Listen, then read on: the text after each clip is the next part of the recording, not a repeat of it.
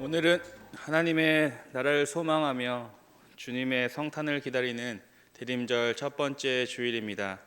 이제 우리의 참 소망 되시며 빛과 진리가 되시는 예수님을 기다리며 기다림의 빛을 밝히겠습니다. 이 빛은 우리를 구원하시겠다는 약속을 믿으며 간절히 주님을 기다리겠다는 다짐의 빛입니다. 때가 참에 하나님이 그 아들을 보내사 여자에게서 나게 하시고 율법 아래에 나게 하신 것은 율법 아래에 있는 자들을 속량하시고 우리로 아들의 명분을 얻게 하려 하심이라. 이스라엘아 들으라. 우리 하나님 여호와는 오직 유일한 여호와이시니 너는 마음을 다하고 뜻을 다하고 힘을 다하여 내 하나님 여호와를 사랑하라. 아멘.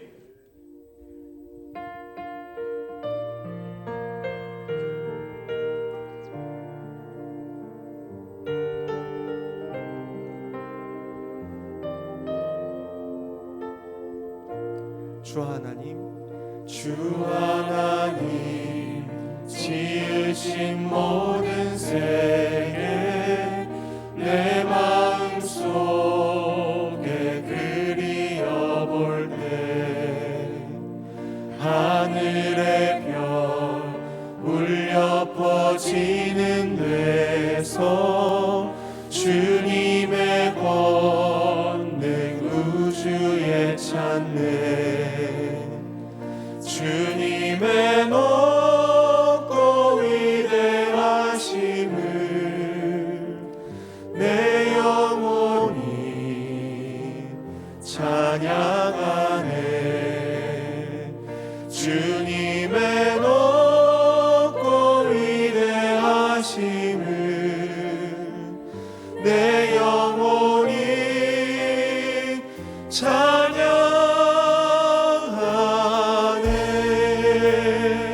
숲속이나 험한 산 골짜기에서 지저귀는 저 새소리들과 고요하게 흐르는 시냇물을 주님의 솜씨 노래하도다. 주님의 높고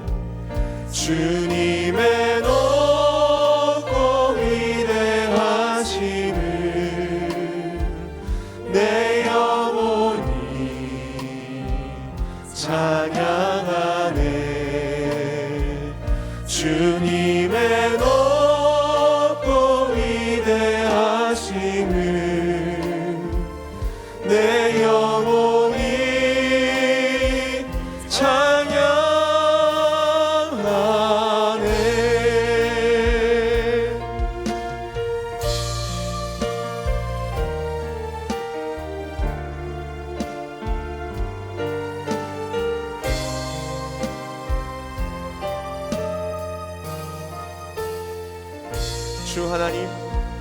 주 하나님 독생자 아낌없이 우리를 위해 보내주셨네. 십자가에 피 흘려 죽으신 주 내 모든 죄를 대속하셨네. 주님의 높고 위대하심을 내 영혼이 찬양하네. 주님의 높고 위대하심을 내 영혼이 찬양하네.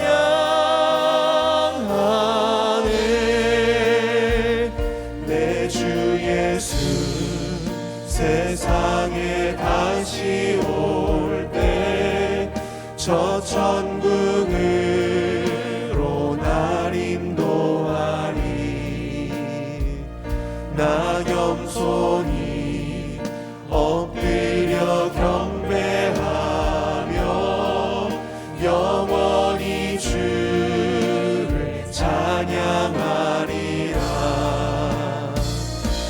주님의 높고 위대하심을 내 영혼이 찬양하네. 주님의 높고 위대하심을 내 영혼이 찬양하네. 주님의 높고 위대하심을, 주님의 높고 위대하심을 내 영혼이 찬양하네. 주님의 높고 위대하심을 내 영혼이 찬양하네.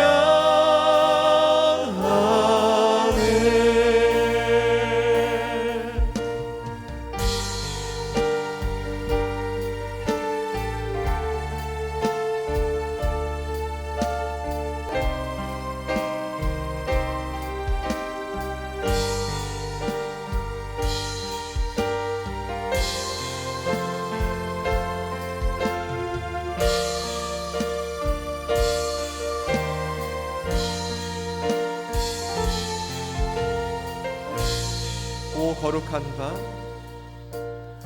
오 거룩한 밤, 별들 반짝일 때 거룩한 주 탄생한 밤일세. 오랫동안 죄악에 얽매여서 헤매던 죄인을 놓으시러 우리를 위해 속죄하시려는 영광의 아침 동이 터온다.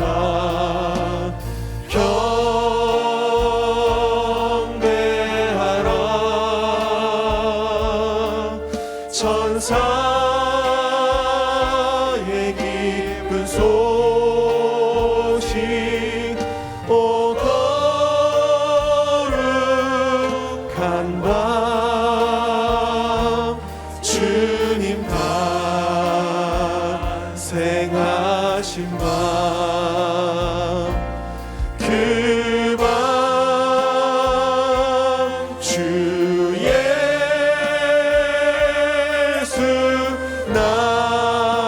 나신 밤일세.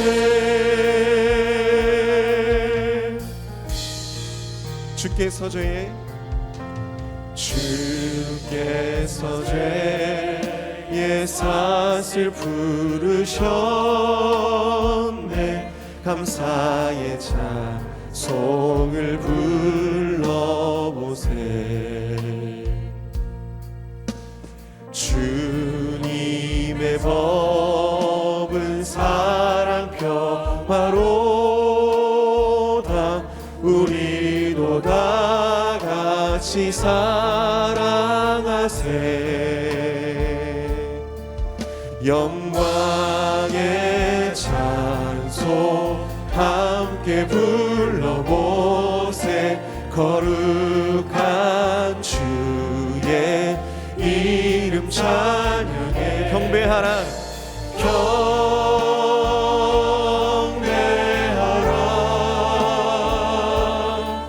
천사의 기쁜 소식, 오 거룩한 밤, 주님 탄생하신 밤, 그 밤 주 예수 나신 밤일세. 경배하라, 경배하라.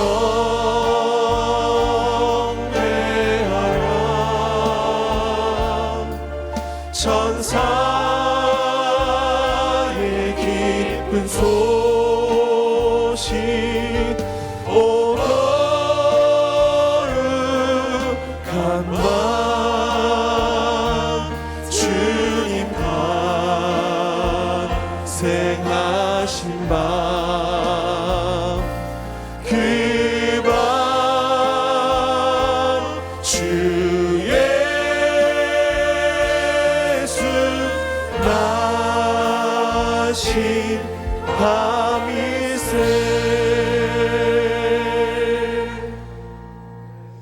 사랑이 많으신 하나님 아버지, 저희를 거룩한 백성으로 불러주시고 친히 구속하셔서 자녀로 삼아주신 우리 아버지께 찬양과 경배를 올려드립니다. 궁일하심과 인자하심으로 저희와 늘 함께 하시며 선한 길로 저희를 인도하시는 분은 오직 주님밖에 없음을 고백합니다. 이에 감사한 마음으로 못할 것 전혀 없으신 전능하신 하나님을 바라보며 이 시간 나아가오니 모든 영광과 존귀와 찬양을 받아 주시옵소서. 저희의 예배를 받으시기에 합당하신 하나님 아버지, 인간의 몸을 입고 이 땅에 오시는 예수님을 기다리는 대림절 첫 주일 예배의 자리에 불러주심에 감사를 드립니다. 오늘도 저희를 위해 아들까지 이 땅에 보내신 아버지의 사랑을 깨닫게 하시고 낮고 천한 땅으로 임하신 그 예수님의 겸손함을 배우게 하시며 성령님의 인도하심에 따라 말씀을 듣고 이해하는 복된 예배의 시간이 되도록 인도하여 주시옵소서. 자비로우신 하나님 아버지, 저희의 마음의 중심까지 통찰하시는 아버지께 송구한 마음으로 나아갑니다. 저희를 위하여 아들까지 보내신 아버지의 한없는 사랑과 저희에게 베풀어 주신 은혜를 뒤로 한 채 연약한 인간의 모습으로 한 주간 죄 짓는 것을 반복하며 살아왔습니다. 아버지, 죄송합니다.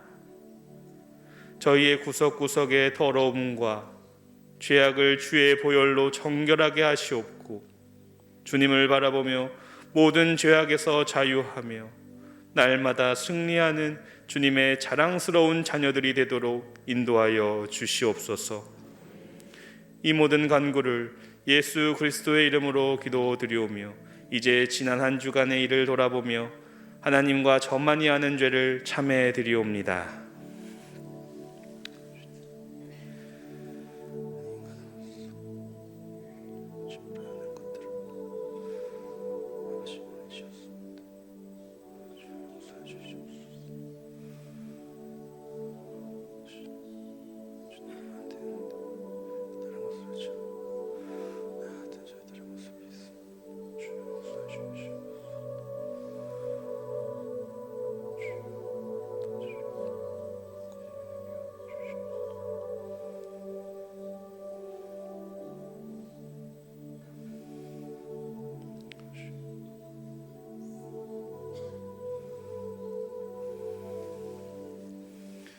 내가 이르기를 내 허물을 여호와께 자복하리라 하고 주께 내 죄를 아뢰고 내 죄악을 숨기지 아니하였더니 곧 주께서 내 죄악을 사하셨나이다. 그러므로 이제 그리스도 예수 안에 있는 자에게는 결코 정죄함이 없나니 이는 그리스도 예수 안에 있는 생명의 성령의 법이 죄와 사망의 법에서 너를 해방하였음이라. 아멘. 나는 전능하신 아버지 하나님 천지의 창조주를 믿습니다. 나는 그의 유일하신 아들 우리 주 예수 그리스도를 믿습니다. 그는 성령으로 잉태되어 동정녀 마리아에게서 나시고 본디오 빌라도에게 고난을 받아 십자가에 못 박혀 죽으시고 장사된 지 사흘 만에 죽은 자 가운데서 다시 살아나셨으며 하늘에 오르시어 전능하신 아버지 하나님 우편에 앉아 계시다가 거기로부터 살아있는 자와 죽은 자를 심판하러 오십니다.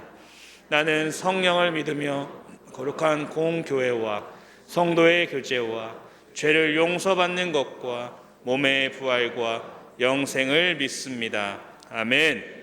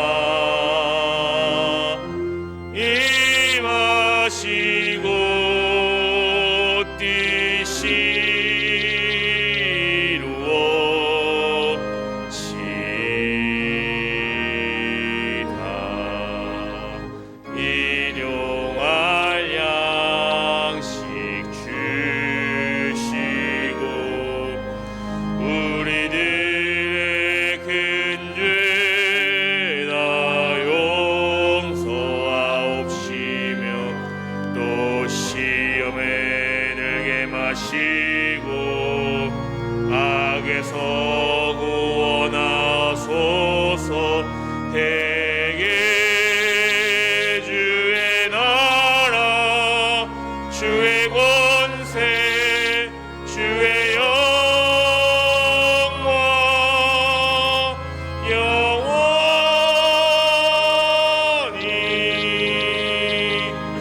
아멘.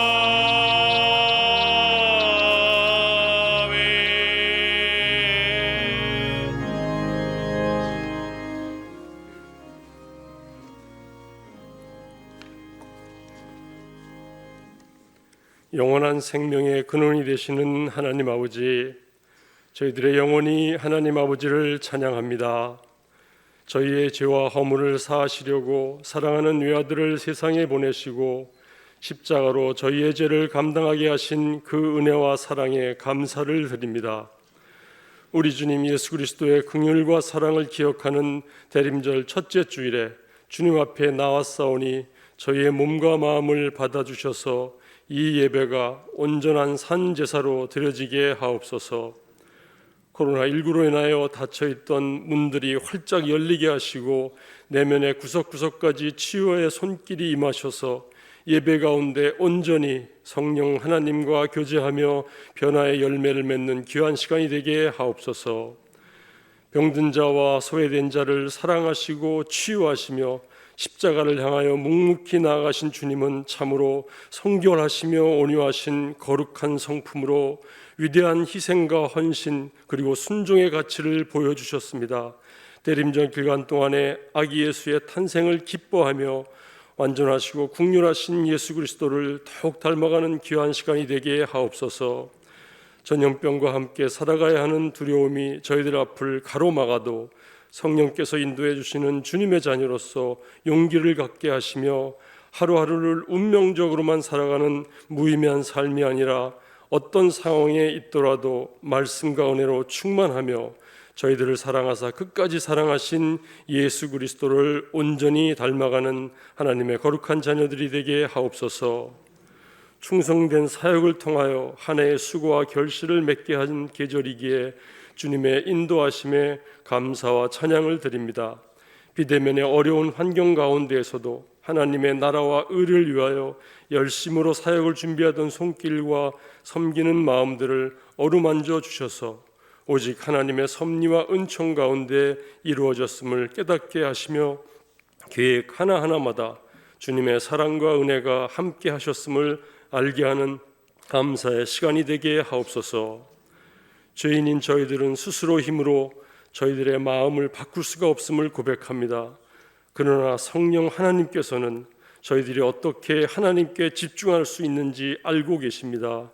이 시간에 주의 말씀을 선포하시는 담임 목사님을 성령의 역사로 세워주셔서 하나님의 뜻을 바로 깨닫는 시간이 되게 하시며 말씀의 씨앗이 저희 마음밭에 떨어질 때마다 30배, 60배, 100배의 열매가 맺혀지게 하옵소서. 예배를 마치고 다시 세상에 나아갈 때는 저희의 영혼을 더욱 강건하게 하시며 세상이 결코 주지 못하는 예수 그리스도의 참된 평화와 은혜 가운데 러브피플의 소명을 기쁜 마음으로 이뤄가는 거룩한 제자들의 삶을 살게 하옵소서. 아름다운 목소리와 영혼으로 드리는 찬양을 흠양하여 주시며 일일이 아뢰지 못한 우리의 형편을 주님께서는 모든 것을 아시오니 오늘 이 예배에 참석하지 못한 교우들도 다 기억하사 몸이 아픈 자와 경제적인 어려움과 마음의 상처가 있는 모든 성도들을 기억하시고 이들을 위로하시며 주님의 뜻 안에서 모든 것이 온전히 이루어 주옵소서. 예수 그리스도 이름으로 간절히 기도드립니다. 아멘.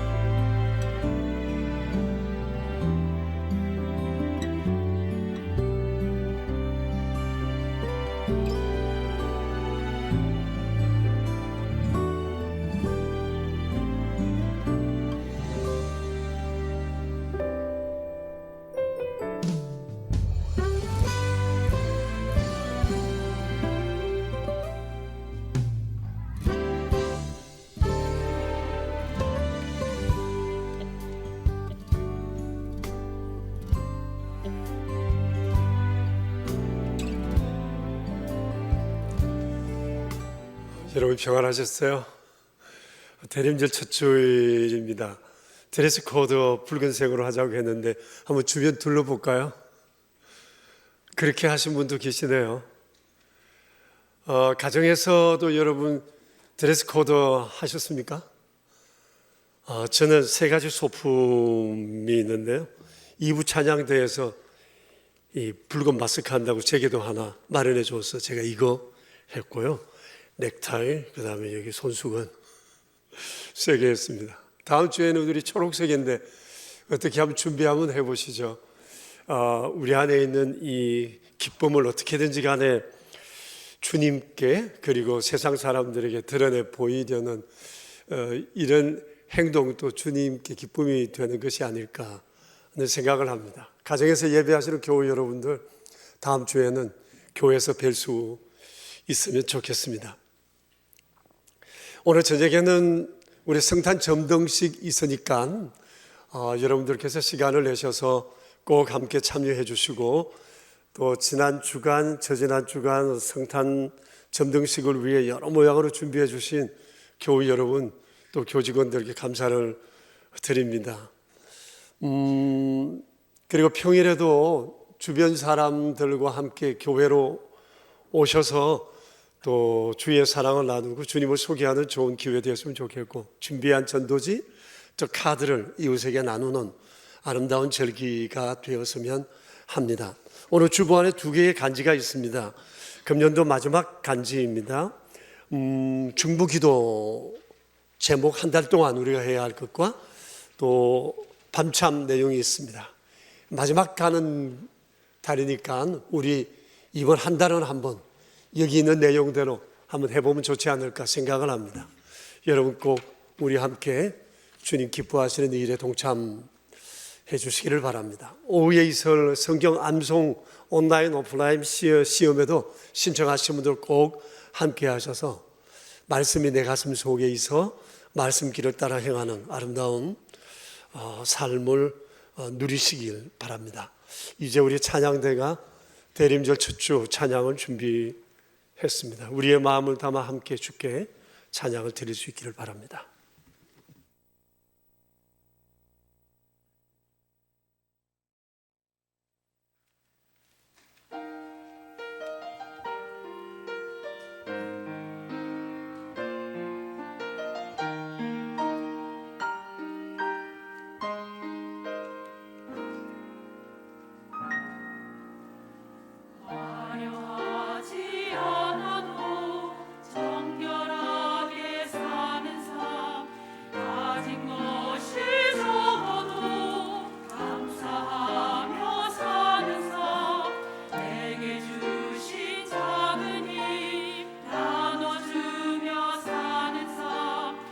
이것이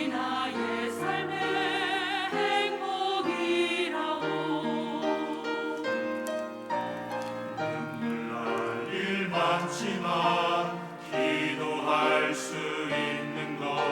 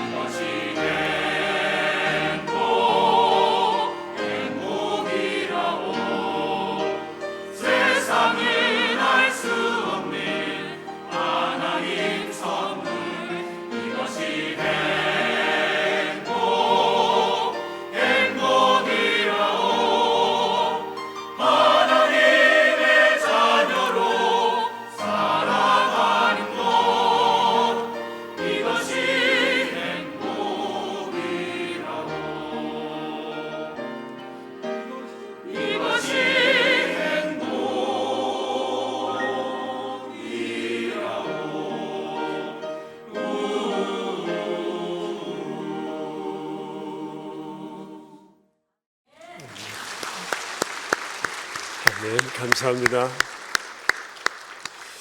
네, 오늘 아침에 우리에게 주신 하나님 말씀은 고린도 후서 1장 1절부터 4절에 있는 말씀입니다.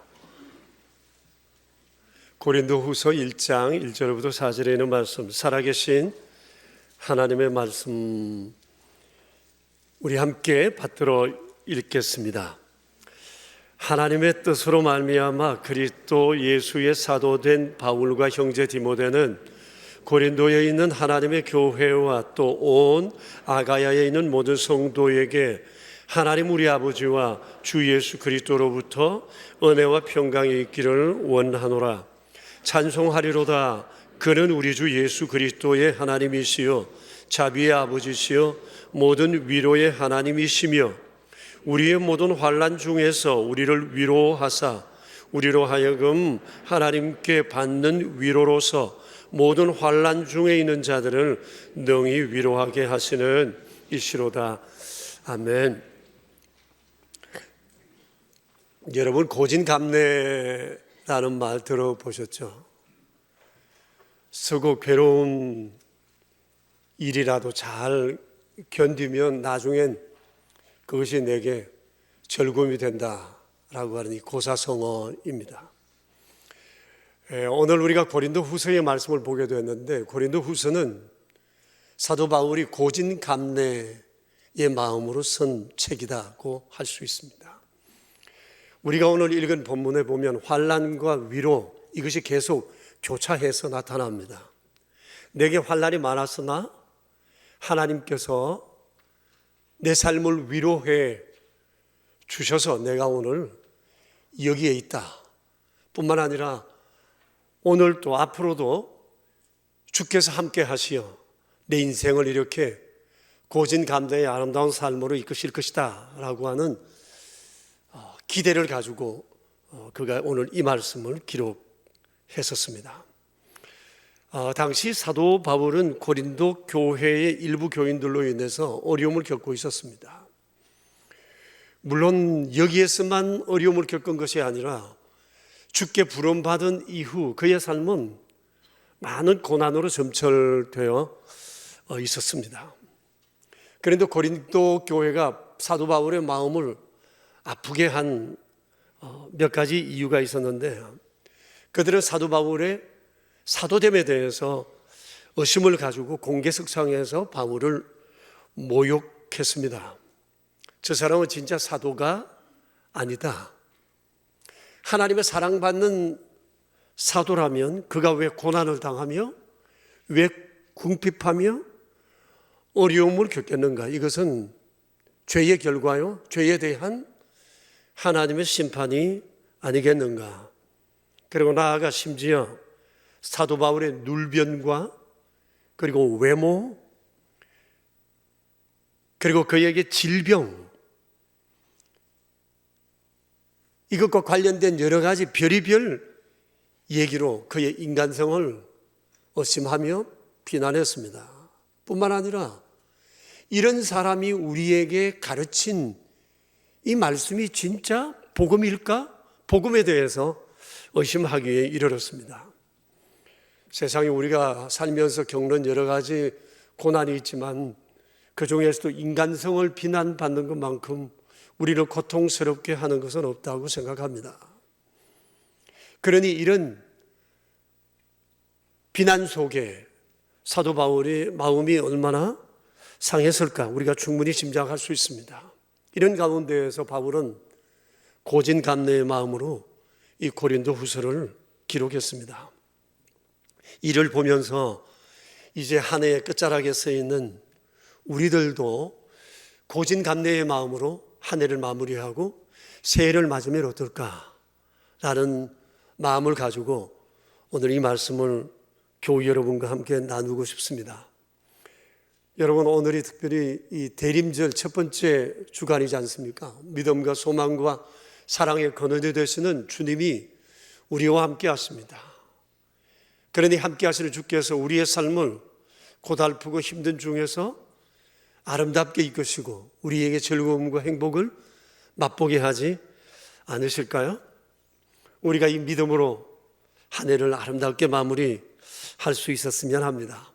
자, 오늘 성경의 사도 바울을 보세요. 그의 삶에 다양한 문제가 있었지만 그는 이렇게 선언합니다. 나는 하나님을 찬송합니다. 고린도 교인들을 향해서도 너희들도 하나님을 찬송하라고 권면하고, 이 성경을 보는 독자들을 향해서도 바울은 그것을 요청하고 있습니다. 우리 하나님을 찬송합시다. 하나님을 찬송하리로다 라고 권고하고 있습니다. 하나님을 찬송한다는 것은 하나님께서 우리에게 행하신 일들을 기억하고 감사하고 이에 대해 경의를 표하는 것을 말합니다. 마음에서 우러나오는 감사의 인사를 받는 것보다 기쁜 일은 없습니다. 하나님께서도 우리로부터 마음에 우러나오는 이런 경이로움을 받기를 원하세요. 사도 바울은 주님께 부름받은 이후 평생을 그렇게 살았습니다. 성경에 사도 바울이 기록한 책이 12권쯤 되는데 곳곳에 그는 감사와 기쁨과 소망과 또 하나님의 위로에 대한 고백들을 곳곳에서 하고 있는 것을 보게 됩니다. 사도 바울이 어려움 속에서도 이런 마음을 가지고 하나님을 찬송할 수 있었던 이유가 있습니다. 그것은 삶의 모든 문제를 하나님의 관점에서 바라봤기 때문입니다. 여러분, 삶에 대한 관점이 우리 인생을 만듭니다. 그래서 사도 바울은 자기 자신이 하나님을 찬송할 수밖에 없는 그 이유를 하나님을 생각하며 몇 가지를 우리에게 소개하고, 우리 역시 자신처럼 하나님을 관점으로 하여 우리의 삶을 바라보고 주님을 찬송할 수 있기를 원하고 있습니다.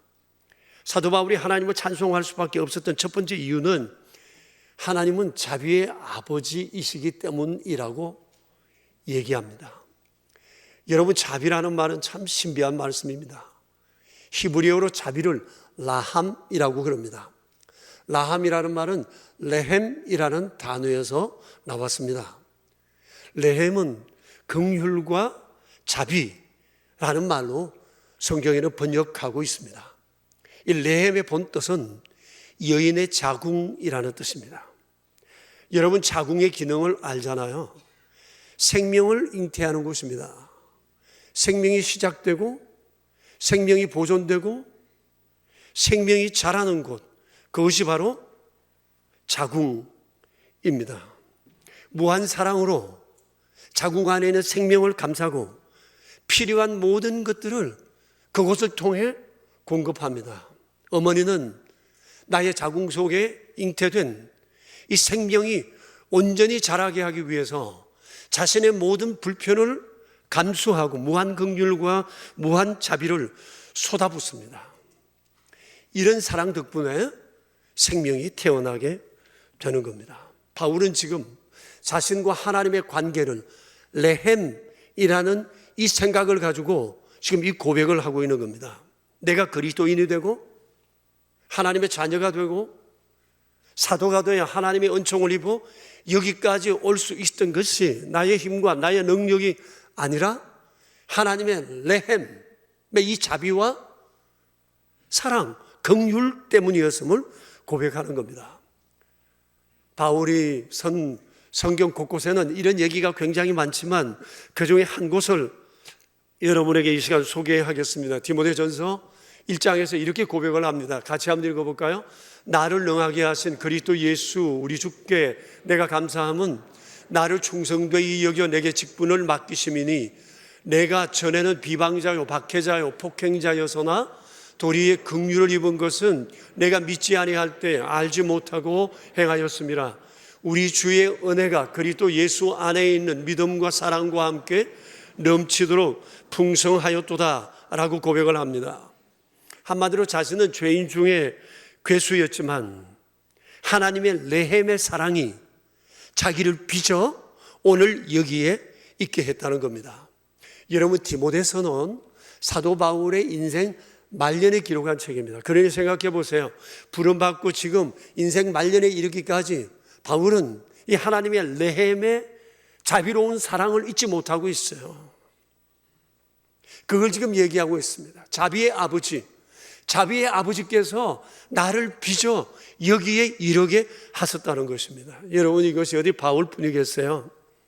우리 역시 하나님의 자비와 긍휼, 레헴이 빚어낸 사람들이라고 말할 수 있어요.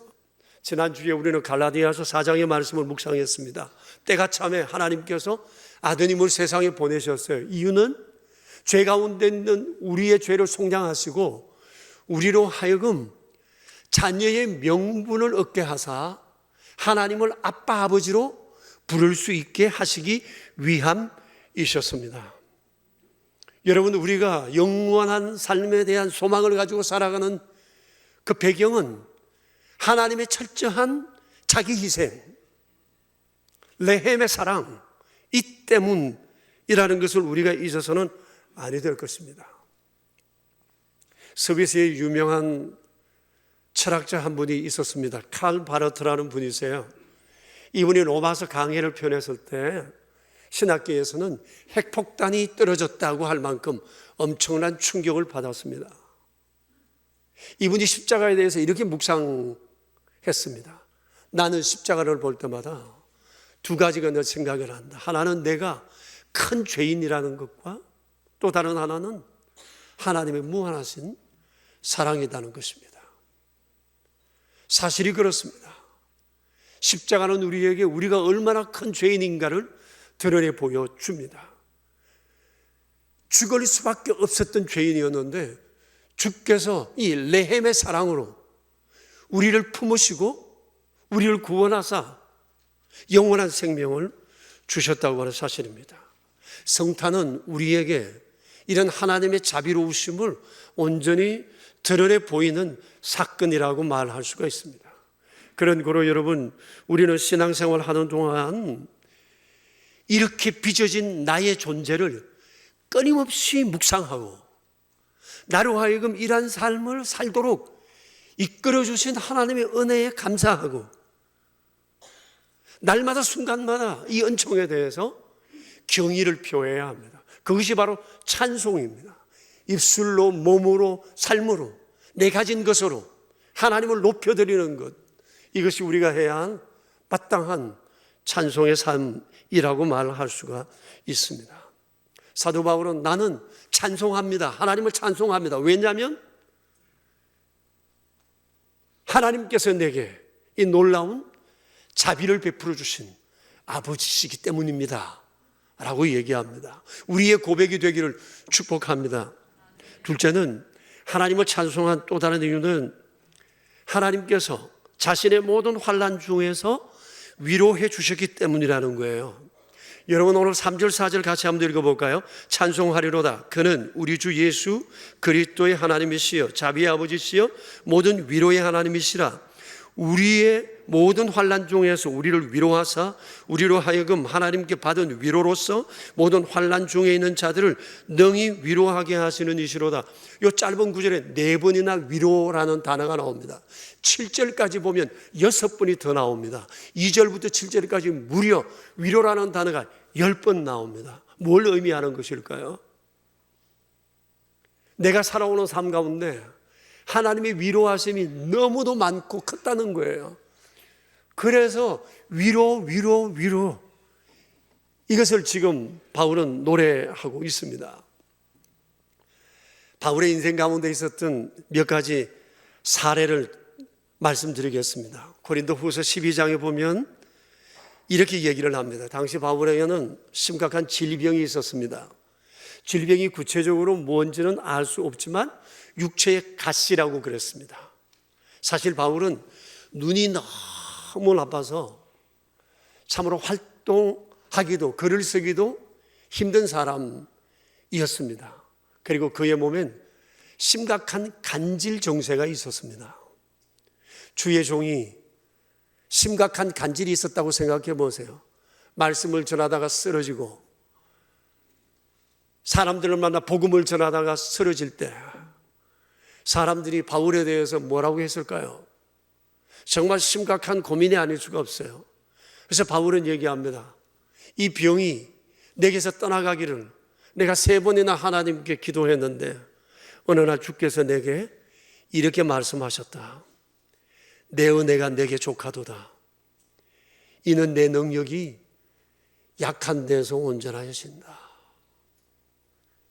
병은 안 고쳐주시고 이 말씀을 주셨다는 겁니다. 그런데 바울은 내 병 고쳐진 것보다 주님의 이 말씀에서 더 큰 위로를 받았어요. 그래서 그가 계속해서 말합니다.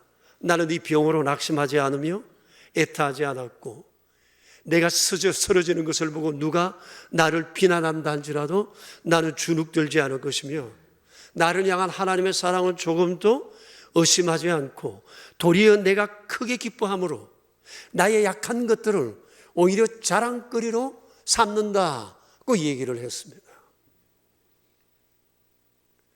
병을 고쳐주시는 것보다 주님의 자신의 속마음을 헤아려 주시는 주님의 이 위로하심이 자기에게는 더 큰 기쁨이요 자랑이라는 것입니다. 이 위로가 질병 가운데에서 이것을 극복하는 삶의 원동력이 되었던 겁니다. 사도행전 또 9장에 볼 것 같으면 아시는 바와 같이 그가 다메섹으로 가던 길에 예수님을 만나 전격적인 삶의 변화가 있었잖아요.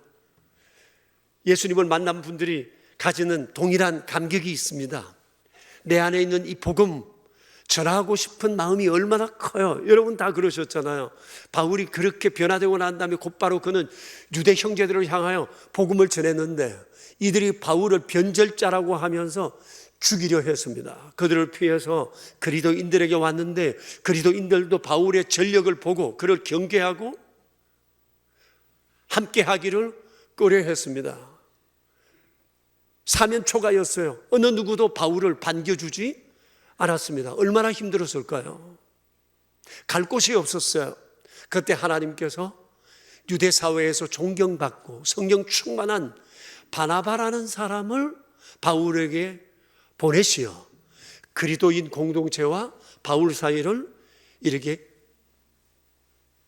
서로 위로하고 또 중보하게 했습니다. 이로 인해서 바울은 기독 공동체에 소속될 수 있었어요. 그리고 계속해서 그가 그토록 하고 싶던 복음 전가하는 일을 꾸준히 이루어 갈 수 있었더랬습니다. 여러분 보세요. 외로워할 때, 힘들어할 때, 인간관계로 어려워할 때 하나님께서 사람을 보내요. 바울을 위로해 주셨어요. 외로움 가운데 있을 때 얼마나 그것이 본인에게 힘이 되었을까요? 그리고 사도행전 27장에 보면 그가 죄인의 몸으로 호송되어 로마로 가는 중에 지중해 한가운데에서 큰 풍랑을 만났습니다. 그 배에는 죄수와 승객들, 선원들 포함해서 276명이 타고 있었습니다. 너무나 유라굴라라고 하는 큰 광풍으로 인해서 모두 다 죽을 수밖에 없는 상황이 되었고 사람들 모두 죽음의 큰 두려움 공포 가운데 있었습니다. 그런데 그날 밤에 하나님의 사자가 바울에게 나타나서 이렇게 얘기를 했습니다. 바울아, 두려워하지 말라. 내가 가이사 앞에 서야 하겠고 또 이 사람들을 내가 다 내게 맡겼다. 여기 있는 사람 중에 어느 누구도 생명에는 지장이 없겠고 다만 배는 파선하게 될 것이다. 그 얘기를 했습니다. 그날 바울이 받은 위로가 얼마나 컸는지 모릅니다. 바울은 이 소식을 두려움에 떨고 있던 사람들에게 전해주었습니다. 나는 내 하나님이 내게 말씀하신 대로 될 것을 믿는다. 그리고 실제로 이것은 현실이 되었습니다. 이로 인하여 바울은 대단한 영적 권위를 가지게 되었어요. 이것은 로마에까지 전해지게 되고 그가 로마에 가서 죄수의 몸으로 있었지만 그가 전하는 복음이 아주 효과 있고 힘 있게 사람들에게 전달될 수 있었던 계기가 되었습니다. 하나님은 풍랑 중에 바울을 찾아 위로해 주셨어요. 바울은 그래서 얘기를 합니다. 위로. 내 삶 가운데 하나님의 위로가 너무너무 크셨다는 것입니다. 때로는 마음을 만져주시고, 때로는 환경을 바꾸어 주시고, 때로는 용기를 주시고, 때로는 사람을 붙여주시고, 길을 열어주시고, 때로는 전화 위복을 이루시는 주님이셨습니다. 그러니까 내가 찬송하지 않을 수가 없다는 것입니다. 여러분이 위로라는 말이 헬라 말로는 파라클레오라는 뜻입니다. 이 파라클레오라는 단어는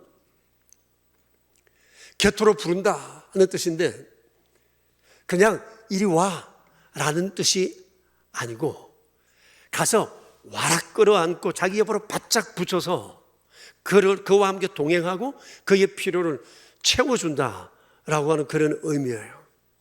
바울은 주께로부터 이것을 경험했던 것입니다. 이것은 바울뿐만 아닙니다. 모든 그리스도를 향한 하나님의 변함없는 한결같은 사랑이라는 사실을 우리가 기억해야 합니다. 여러분, 하나님은 살아계십니다. 하나님은 파라클레토스로 우리 가운데 계시며 우리를 이끄십니다. 보이지는 않으나 주님은 우리의 위로자로 우리 곁에 계십니다. 세상의 모든 것이 다 변하는 중에서도 우리를 향한 하나님의 사랑은 변치 않습니다. 우리가 이 믿음을 가질 때 삶의 해석이 달라질 수 있는 것입니다.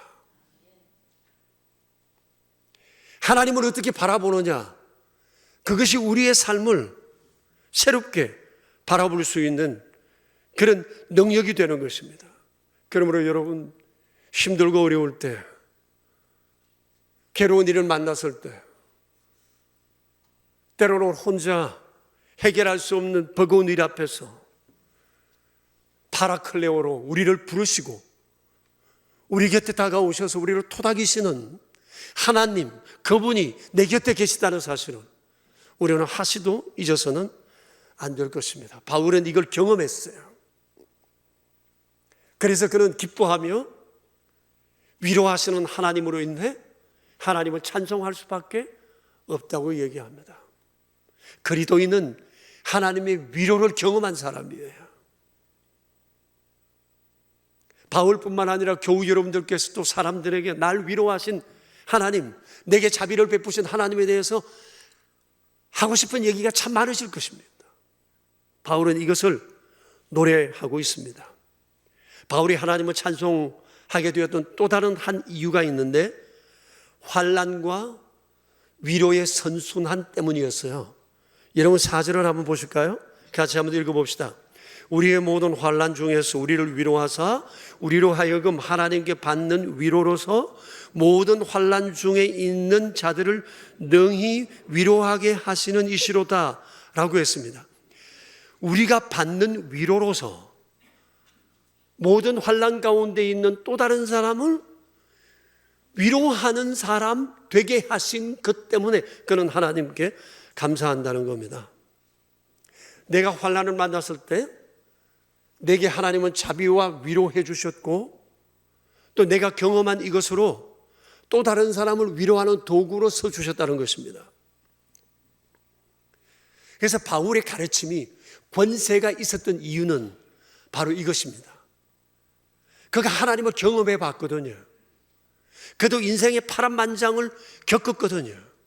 그런 중에 그가 받은 자비와 위로의 하나님을 사람들에게 얘기하니까 사람들이 바울의 얘기를 쉽게 받아들일 수 있었다는 겁니다. 헨리 나우엔의 선책 가운데 상처 입은 치유자라는 책이 있어요. 상처를 입어본 사람이라야 또 다른 상처를 입은 사람을 위로할 수 있다, 그런 얘기입니다. 배고파 본 사람이라야 배고픈 사람의 심정을 알고,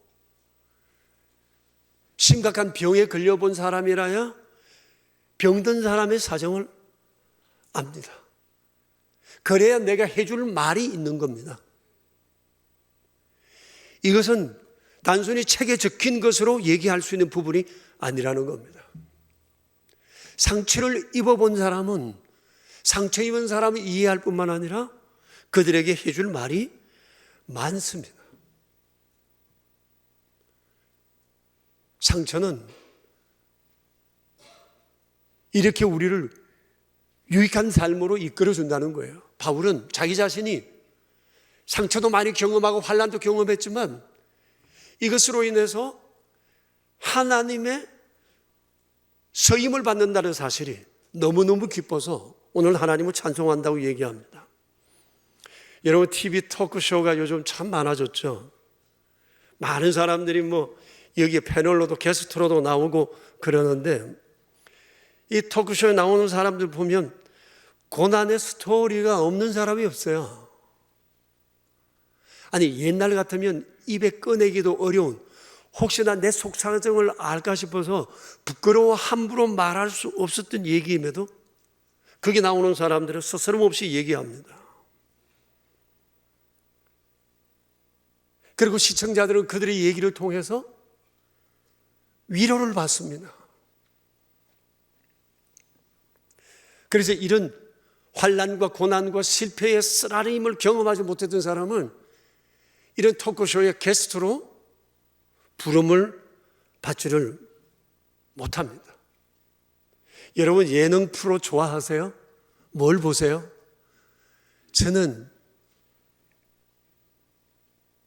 미스터 트롯, 요즘은 국민 가수 이거 좋아합니다. 시간 있는 대로 봅니다. 제가 원래 어렸을 때 처음 배운 노래가 트로트거든요. 아마 그때 그런 프로 있었으면 나도 좀 한 자리 하지 않았을까 그런 생각이 들어요. 내 아내는 가끔 그런 얘기를 저를 놀리기도 합니다. 근데 여러분, 거기에 나오는 사람들 참 대단해요. 노래도 잘 부르지만 출연자들 몇몇마다 하나같이 뼈아픈 상처와 아픔을, 과거를 가지고 있는 사람이었어요. 직업도 참으로 다양했어요. 어떤 사람은 수십 년을 무명 가수로 살아왔대. 그게 무슨 자랑이라고 얘기합니까? 그런데도 스스럼이 없어요.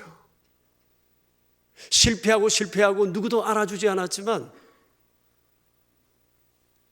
내가 하고 싶은 그 일을 위해서 나는 지금까지 매진해 왔다는 겁니다. 변변한 직업은 없지만 내가 가수가 되고 싶어서 나는 이런저런 아르바이트를 하면서 굶어가면서 나는 여기까지 왔다는 겁니다. 이것이 사람들의 외면하는 것이 아니라 플러스 요인으로 작용하는 경우들이 얼마나 많은지 모릅니다. 지금 여야 대선 주자들도 이를 내세웁니다. 나는 가난한 가정에서 태어나서 가난한 사람의 심정을 잘 알고 있습니다. 나는 시험에 9번 떨어져 본 사람이라서 실패의 선잔을 마신 사람들의 심정을 잘 압니다. 그러므로 절망하지 마십시오. 포기하지 마십시오. 끝까지 도전하십시오. 라고 사람들에게 도전하기도 합니다. 제가 얼마 전에 EBSN이라고 하는 TV 프로를 보다가 거기 전에 삼성그룹의 부회장이셨던 권오현 부회장이 나오셔서 강의하는 것을 들었습니다. 그날 강의의 주제는 CEO의 자격이었습니다. 요즘 기업에서 전문 경영인을 이렇게 스카우트 할 때가 있잖아요. 그때 어떤 사람을 CEO로 선택할 것인가 라고 하는 것에 대해서 강의를 쭉 하셨어요. 그러면서 참 인상적인 것은 그분이 이렇게 얘기를 합니다. 실패의 선잔을 맛보지 않은 사람은 채용하지 마십시오. 매일 성공만 경험한 사람은 절대로 CEO로 채용하면 안 됩니다. 왜냐하면 그 사람은 CEO 맞는 순간 실패를 두려워하는 사람이 되어 창의적인 생각을 가지고 기업가 정신으로 주어진 삶의 과제에 도전하기를 꺼려합니다. 자기의 성공 방정식만 사람들에게 요구합니다. 이런 사람을 CEO로 채용하면 기본은 할지 모르지만 더 이상 기업은 발전할 수가 없습니다. 라고 얘기를 했습니다. 실패가 스펙이라는 거예요. 2000년 전이나 지금이나 실패는 스펙입니다. 바울은 지금 그것을 얘기합니다. 나의 실패의 선잔, 환난, 아픔, 수많은 사람들의 비난거리, 이 경험이 있었기에 나는 오늘 환난 가운데 있는 또 다른 사람을 위로하는 사람으로 나는 여기 있다고 얘기를 하고 있습니다. 환난과 위로와 위로자, 이 선순환을 바울은 지금 찬송하고 있는 겁니다. 문제는 관점입니다. 어떤 관점으로 삶을 바라보느냐, 이것이 굉장히 중요하다는 겁니다. 그리고 삶의 결과는 전혀 다를 수 있다는 거예요. 신방을 하던 중에 우리 교우 가운데 이런 분들을 많이 만날 수 있었습니다. 최근에 만난 한 집사님에 대해서 여러분께 소개하고 싶은데, 집사님은 10수년 전에 시골에서 이 지역으로 올라왔습니다. 가진 것은 변변찮았고 오직 내게 있는 것, 믿음과 정직과 성실로 내게 주어진 재주로 일을 해야 되겠다 마음 먹고 작은 선포를 열고 일을 시작했습니다. 이렇게 10수년이 지나는 중에 최근에는 이 지역에서 집도 마련하시고 큰 기쁨과 또 하나님 베푸신 은혜에 감사하고 지내는 것을 봤어요. 그래서 제가 신방을 가서 방을 구경하다가 책들이 이렇게 수북이 노트하고 사겨져 이게 저건 뭐냐고 물었어요. 노트였어요. 우리 집사님께는 두 종류의 노트가 있었어요. 하나는 업무 노트였어요. 10수년 동안 이 일을 하면서 그분은 매일매일 시간대별로 업무 일지를 적었더만요. 와, 정말 놀라지 않을 수 없었어요. 365일 시간대별로 무슨 일이 어떻게 있었는지 수입과 지출, 그리고 하루의 일 가운데 전체 수입 가운데 하나님 앞에 드려야 할 11조 예물 얼마, 그리고 이런 것도 쭉 적어놨어요. 그러면서 하는 얘기가 제가 이것을 했다는 것을 얘기하려는 것이 아니라 이것을 보면 내 삶 속에 동행하시고 내 가운데 일하신 하나님의 손길을 볼 수 있어서 너무 좋다는 거예요. 365일 하나님께서 자신과 동행하시며 자기에게 행하신 일들을 이걸 보는 순간 느낄 수가 있다는 겁니다. 그래서 하나님을 의지하고 바라보며 매일매일 살아갈 수밖에 없대요. 또 다른 종류의 노트가 있었는데 감사 노트였어요. 1년에 한 권씩 감사 노트를 적었어요. 집사님은 새벽 예배를 하시는 분이신데 새벽 예배로 돌아가시면 감사 노트를 적고 또 하루를 마무리하면서 감사 노트를 마무리하시는 것 같았습니다. 제일 처음에는 감사를 적는 일이 굉장히 의무적이었고 힘이 들었대요.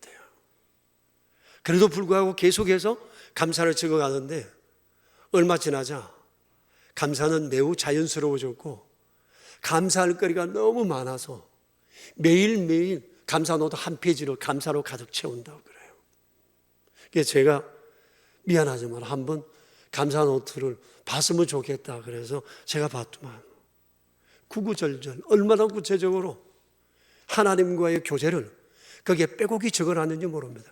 이것이 열 몇 권, 업무 노트가 열 몇 권 있습니다.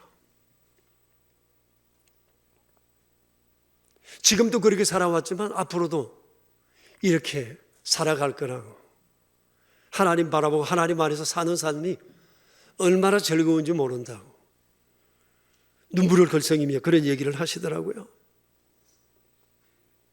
여러분, 어떤 관점으로 내 삶을 바라보느냐라고 하는 것은 너무 중요합니다. 이 집사님도 삶이 뒤치락 엎치락 하기도 했고 때로는 실망하기도 하고 힘들고 어려운 순간들도 있었지만 모든 삶의 문제를 하나님의 눈으로 하나님의 관점으로 바라볼 때 하나님은 끊임없이 그의 삶을 이끄시고 감사할 수 있는 마음을 주시고 결국 오늘에 이르게 하셨다고 하는 것입니다. 성도 여러분, 환난을 좋아하는 사람은 아무도 없습니다. 인생의 환난과 아픔을 피해갈 사람도 없습니다. 그러나 우리는 환난과 아픔을 만날 때 너무 절망하지 말아야 할 것입니다. 왜냐하면 이것은 하나님의 자비와 위로를 경험할 기회가 되기 때문입니다. 그리고 우리 가운데 있는 여러 가지 어려움을 너무 부정적으로만 또 보지 말아야 할 것입니다. 왜냐하면 이런 경험이 하나님이 원하시는 또 다른 일을 행하고 간증할 기회를 만들어 갈 수도 있기 때문입니다. 사랑하는 여러분, 금년 한 해 지내오면서 우리의 지나온 삶, 여기까지 오는 중에 우리에게도 참 할 말이 많은 것입니다. 힘들고 어려움, 고난과 실패, 좌절. 그러나 그 곁에 우리 하나님의 자비로운 손길과 위로하심도 있었습니다. 오늘 지내면서 이런 것들을 두루두루 한번 생각해 봤으면 좋겠어요.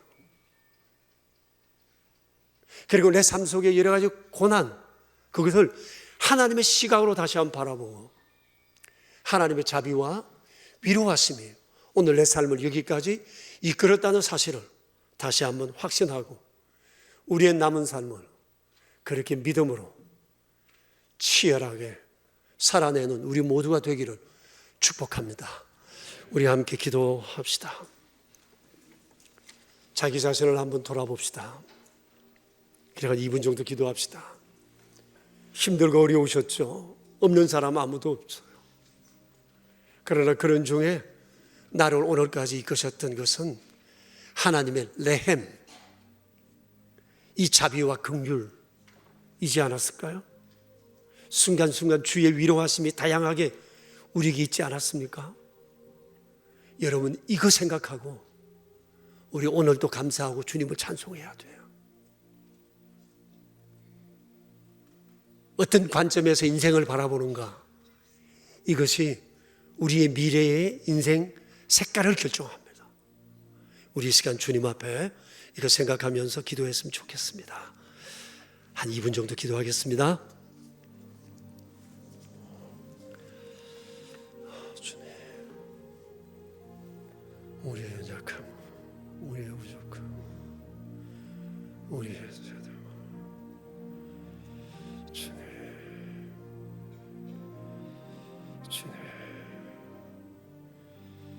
주님, 우리 위에 없을 수가 없으나 주님, 우리가 함께 주셨습니다.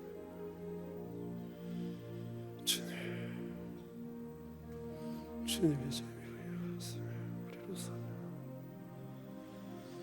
오늘 우리 영광케 하셨습니다. 나의 아들 주님의 비전에 아름다운 여름에 주님 성공하셔서 주시고 주님을 부르짖으시오. 오 주님, 하나님 아버지, 이렇게 아름다운 하나님의 사람의 삶의 자취를 우리로 보게 해주셔서 감사합니다. 사도 바울이 겪었던 환난을 우리가 겪는다면 우리는 두 손을 번쩍 들 수밖에 없을 것입니다. 그럼에도 불구하고 내 삶 속에 역사하시는 하나님의 손길을 바라보며 모든 것이 다 하나님의 자비였으며 위로하심이었고 하나님은 그것을 통하여 나를 이렇게 사용해 주셨다고 하는 사실을 그는 고백하고 간증하며 우리에게 새롭게 용기를 잃지 말라고 권면하고 있습니다. 하나님 아버지, 지나온 우리 인생길 돌아보면 힘들고 어려운 순간들이 얼마나 많은지 모릅니다. 그 모든 것을 이기고 오늘 우리가 여기 있으면 나의 능력과 지혜가 아니라 운수가 아니라 나와 함께 하시는 주의 자비로우심과 위로하심이었음을 저희들도 진실로 고백하며 주께 감사와 찬송을 드립니다. 주님, 날마다 이런 사실을 기억하게 하시고 베풀어 주신 하나님의 은총에 감사하게 하시고 이 믿음과 감격으로 우리의 남은 삶을 살아갈 수 있도록 도와주시옵소서. 특별히 성탄의 계절에 하나님의 레헴의 그 사랑을 기억하게 하시고 그렇게 우리에게 사랑 주신 주께서 우리와 늘 함께 하시어 우리를 곁으로 부르시고 위로하시는 하나님의 은총을 진실로 믿고 믿음으로 살아가는 우리 모두 되게 하옵소서. 우리의 구세주 예수 그리스도 이름으로 기도드립니다. 아멘. 우리 옆 사람들과 함께 샬롬으로 인사합시다. 샬롬, 샬롬. 메리 크리스마스. 에브리데이 크리스마스. 이제 우리 함께 일어나셔서 436장으로 찬양을 합시다. 436장입니다.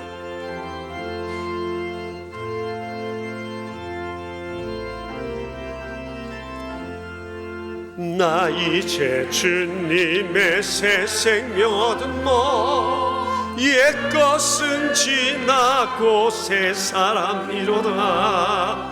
그 생명의 맘에 강같이 흐르고 그 사랑 내게서 해같이 빛난다. 영생을 누리며 주 안에 살리라. 오늘도 내일도 주 함께 살리라. 주 안에 감추인 새 생명 얻으니 이전에 줬던 것 이제는 값없다.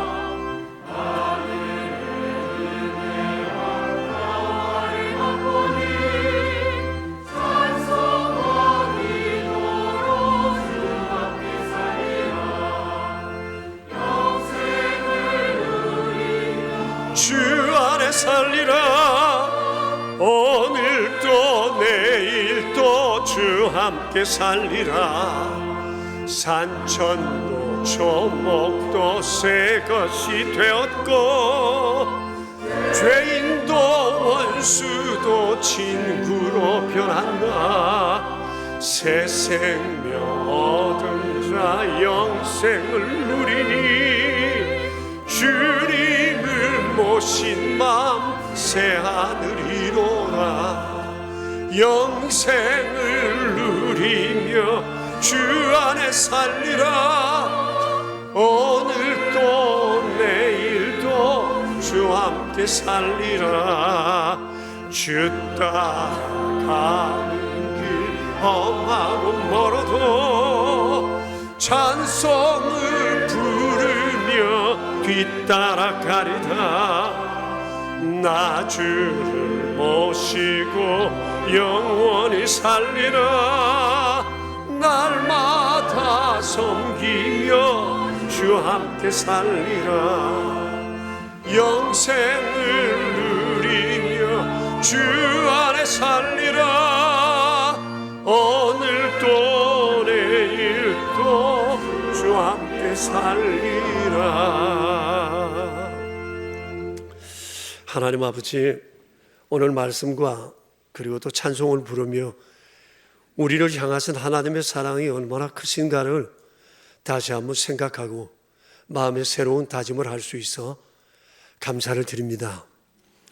주님, 이 믿음으로 사람을 살리고 세우는 일에 서여지도록 저희를 붙드시고 인도하여 주시옵소서. 베풀어 주신 은총을 기억하며 오늘 예배 중에 귀한 예물을 구별하여 주님께 드렸습니다. 이곳에서 가정에서 저희가 드리는 다양한 예물들이 하나님의 거룩한 영광을 위해 아름답게 사용되게 하시고 드린 손길들마다 주의 풍성하신 은총을 더하여 주소서. 이 세상 사는 날 동안 하나님의 거룩한 영광의 도구만 될 수 있도록 은총을 더하여 주시옵소서. 우리의 구세주 예수 그리스도 이름으로 기도드리오며 이제는 생명의 빛으로 세상에 오신 우리 주님 예수 그리스도의 은혜와 아드님을 세상에 보내시어 우리를 죄 가운데 속량하시고 자녀의 명분을 얻게 하신 아버지 하나님의 그 크신 사랑하심과 저희 안에 계셔서 날마다 이 거룩한 믿음 위에 든든히 서며 세상 가운데 주님을 전하며 살도록 도우시는 성령님의 교통하심이 모인 저희 무리들과 명선의 모든 가족들과 주님의 몸 되신 교회 위에 이제로부터 영원히 함께 계시옵기를 간절히 축원하옵나이다. 아멘.